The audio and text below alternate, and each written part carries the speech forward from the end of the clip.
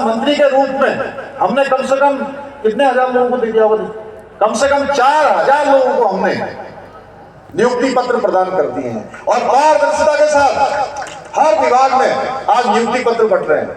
बहुत सारे ऐसे माता पिता मिलते हैं, आप में से भी होंगे, चमोली जनपद के भी होंगे, कि कुछ हमारे भाई बहन जो पहले भी परीक्षाओं में भाग ले रहे थे लेकिन उनका नंबर ही नहीं आ रहा था, अब उनका एक साथ 4 परीक्षाओं में उनका चयन हो जा रहा है। 4 जगह नौकरी लग जा रही है, कुछ की तो 5 जगह भी लग जा रही है।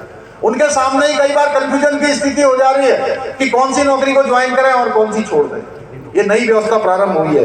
लैंड जिहाद, आप सबको पता है प्रदेश में बहुत अतिक्रमण था जगह जगह पर, कहीं कुछ मजार बना दी, कहीं कुछ बना दिया, ऐसे बना दिए, धार्मिक स्थल बना दिए, अनावश्यक रूप से नीचे खोदा गया, कुछ नहीं मिला।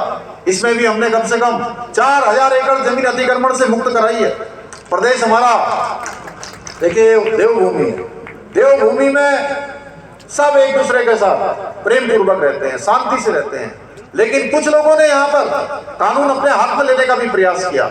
हल्द्वानी में आपने देखा होगा, दंगा करने का प्रयास किया, बलवा करने का प्रयास किया, आगजनी उपद्रव करने का काम किया।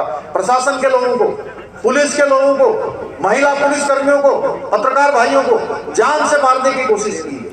हमने कहा उत्तराखंड के अंदर अब इस प्रकार की घटनाओं की कभी पुनरावृत्ति नहीं होगी, इसके लिए हम दंगा निरोधी कानून लाएंगे। और अब कोई भी दंगे में, उपद्रव में अगर कोई सरकारी संपत्ति को नुकसान पहुंचाएगा, निजी संपत्ति को नुकसान पहुंचाएगा, तो उसकी एक पाई की भरपाई उसी दंगा करने वाले से वसूल की जाएगी। भाइयों बहनों, इसके पीछे हमारा हेतु है कि उत्तराखंड में इन सब बातों का कोई स्थान नहीं है।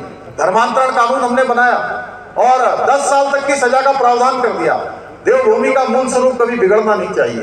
देवभूमि हमारी पूरे दुनिया के अंदर पूजी जाती है, इसका एक अपना महत्व है, एक इसका स्वरूप है।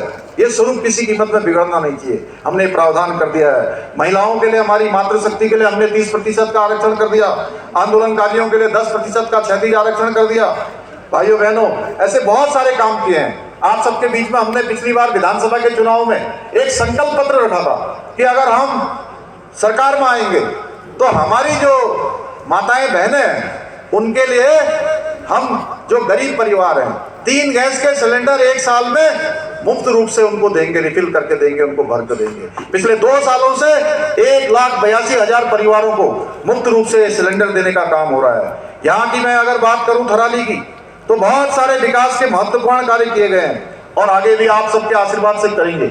हमारे विधायक जी लगातार देहरादून आते हैं, जब भी आते हैं तो ये कम से कम सबसे ज्यादा पत्र लेकर आते हैं। 15-20 पत्र एक साथ इनके होते हैं कि यहाँ का ये काम है, वहाँ का ये काम है, यहाँ स्कूल बनाना है, यहाँ सड़क बनानी है, इसको घोषणा में डाल दीजिए, ये अस्पताल के लिए उच्चीकरण कर दीजिए, इसमें मानकों में शिथिलता कर दीजिए, कहते धन सिंह जी से मैं करवा लाया हूँ, आप यहाँ भी कर दीजिए। तो इस प्रकार से लगातार क्षेत्र को आगे बढ़ाने का काम करते हैं। और अभी 45 करोड़ की जो योजनाएं हैं यहाँ के लिए हमने लोकार्पण और शिलान्यास पिछले दिनों यही गोपेश्वर में किया था। थराली विधानसभा क्षेत्र के 4 विकास खंडों में गौ संरक्षण सेवा केंद्र, कुलसारी में उत्कृष्टता केंद्र खोलने का काम किया गया है।